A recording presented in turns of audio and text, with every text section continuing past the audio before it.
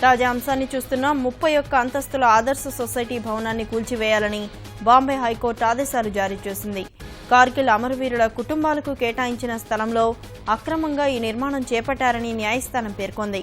ఆదర్శ సొసైటీలో అమరవీరుల కుటుంబాలకు కాకుండా నేతలు, బంధువులకు ఫ్లాట్లు కేటాయించారని స్పష్టం చేసింది.